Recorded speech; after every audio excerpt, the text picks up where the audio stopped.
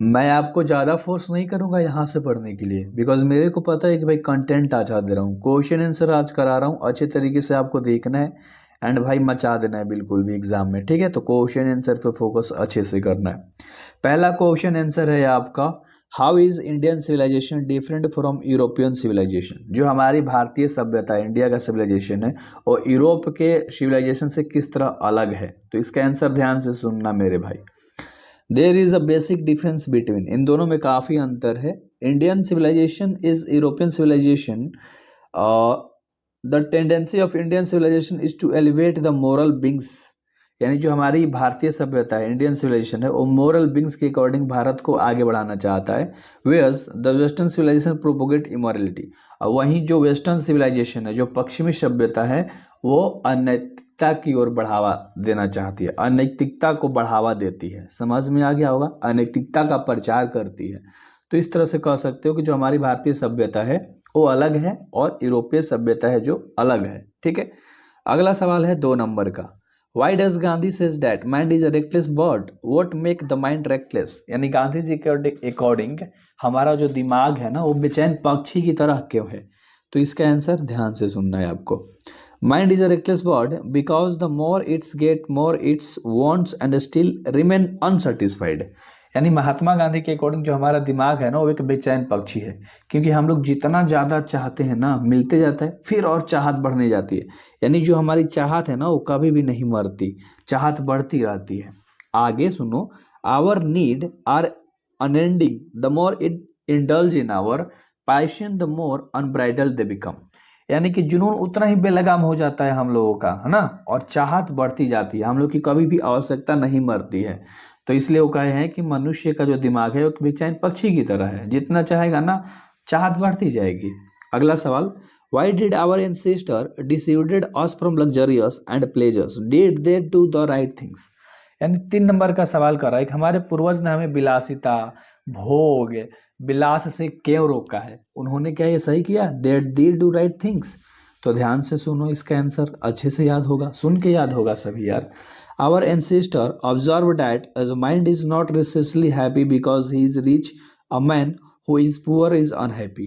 हमारे पूर्वज लोग कहते हैं कि जो इंसान है ना, वो खुश इसलिए नहीं है क्योंकि वो रिच है, धनी मनी है, और ना ही दुखी है क्योंकि वो गरीब है ना। The rich after often seen to unhappy, देखा गया है कि धनी मनी लोग भी क्या होते हैं, उदास होते हैं। And the poor to be happy, और गरीब लोग क्या होते हैं, खुश होते हैं। Observing all these our ancestor, ये सभी ऑब्जर्व करके रखे हमारे पूर्वज लोगों ने, देखा है अपने लाइफ में, ठीक है। Dissuaded us for luxurious and pleasures, they were perfectly right in the absence and action.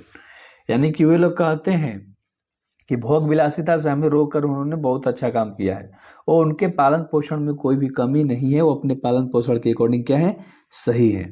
और अगला सवाल है तुम्हारा 4 नंबर का सवाल है, जो कि थोड़ा सा भाई गंभीर है, ठीक है। सुनना, why according to Gandhi, Gandhi ji के अनुसार क्यों we have to stock the same kind of plough as existent thousands of year ago. यानी हम लोग अपने पुरानी रीति रिवाजों को पकड़ के रखे हुए हैं जो हजारों साल से चली आ रही है। Should we do not same thing even today, और आज भी हम लोग उसी चीज को पकड़ के क्यों बैठे हैं जो हमारे पूर्वज लोगों ने करा है। तो इसका ध्यान से सुनना answer.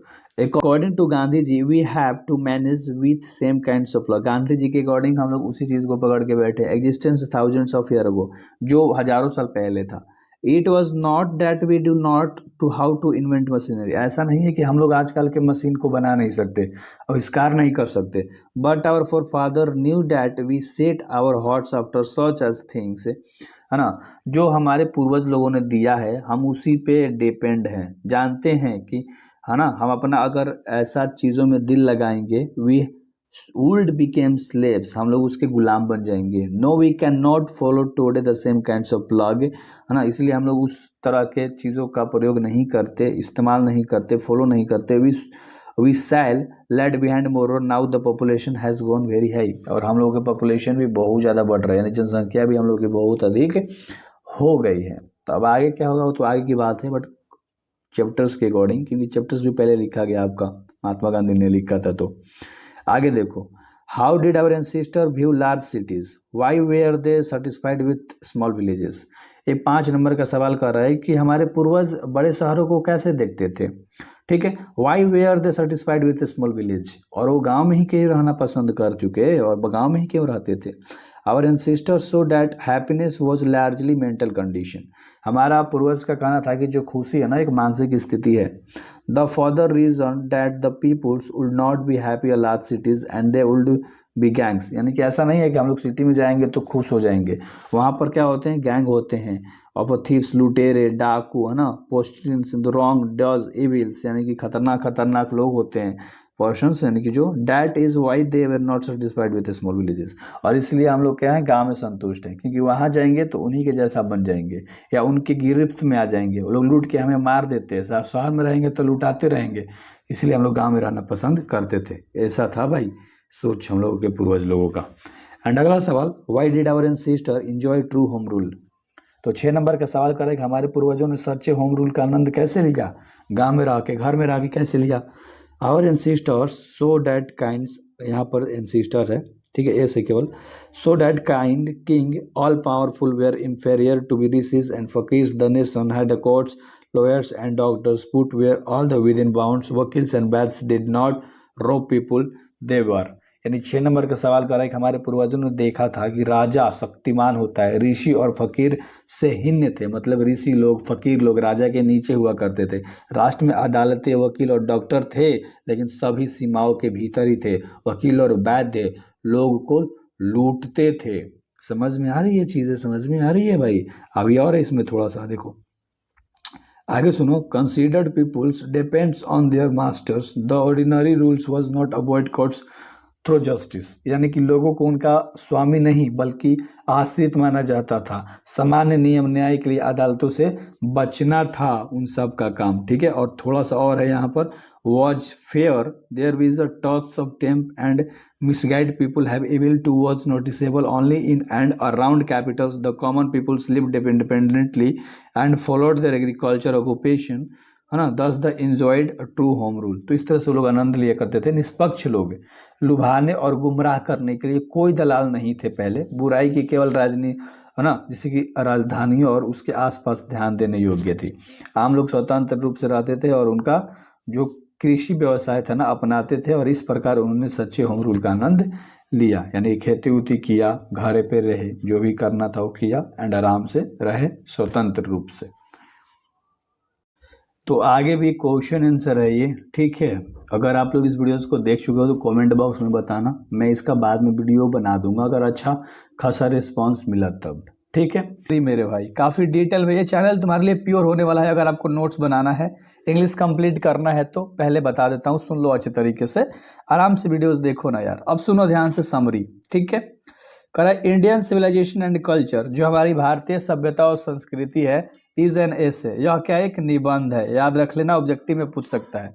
Is written by Mahatma Gandhi, इसे महात्मा गांधी के द्वारा लिखा गया है। इन दिस एसे, इस ऐसे के अंदर गांधी सेज अबाउट, गांधी जी कहते हैं कि civilisation is the best civilisation in the world, यानी हमारी जो सभ्यता है ना पूरी देश में, पूरे के पूरे देश में सबसे क्या है, बेस्ट है। It is based on morality but the European civilisation is based on immorality, यानी जो हमारी सभ्यता है वो नैतिकता के ऊपर आधारित है, मोरालिटी के ऊपर आधारित है, और जो यूरोप का सिविलाइजेशन है वो क्या है, इमोरालिटी यानी अनैतिकता पे आधारित है। तो इतना तो अच्छे से याद हो गया होगा, बहुत इजी लैंग्वेजेस में मैंने लिख रखा है। आगे सुनो, इतना ही है, बस याद कर लेना, कहानी खत्म।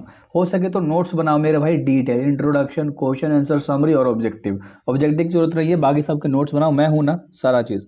Gandhi ji says that mind is a reckless bird, Gandhi ji कहते हैं कि जो हमारा दिमाग है एक बेचैन पक्षी की तरह है, एक मनुष्य का दिमाग एक बेचैन पक्षी की तरह होता है। Because the more it's get the more it's want, यानी कि वो जितना ज़्यादा चाहता है उसे उतना ज़्यादा लगाव होता है, मतलब चाहत बढ़ती जाती है, मिलता है फिर और उसे चाहिए। एंड स्टिल रिमेन, है ना, उसके बाद भी वो असंतुष्ट रहता है ना। It's means our mind is blowing in ever moments, मतलब कोई भी मोमेंट्स हो जाए इंसान के जिंदगी में, वो हर क्षण अपने दिमाग को इधर उधर दौड़ाते रहता है। Our ancestor like their own villages, और हमारे जो पूर्वज लोग हैं वो गांव में रहना पसंद करते हैं।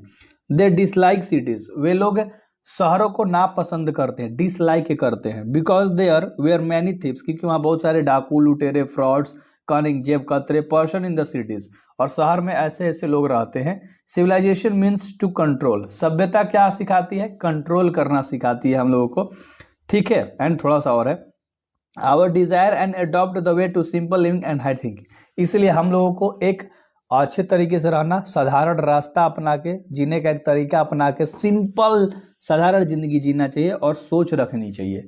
तो ये महात्मा गांधी कहते हैं अपने समरी के अंदर में। इसी तरह से सारे चैप्टर्स मेरे साथ कंप्लीट करो लाइन बाय लाइन, मचा दोगे बोर्ड एग्जाम में। ग्रामर का चल ही रहा है, पूरा कोर्स आपका कंप्लीट हो जाएगा मई तक के। तो अब क्या चाहते हो यार, मई तक ही पूरा कोर्स कंप्लीट है, अगर मई के बाद देख रहे हो वीडियोस ना तो प्लेलिस्ट का इस्तेमाल करो इंग्लिश का, मचा दो।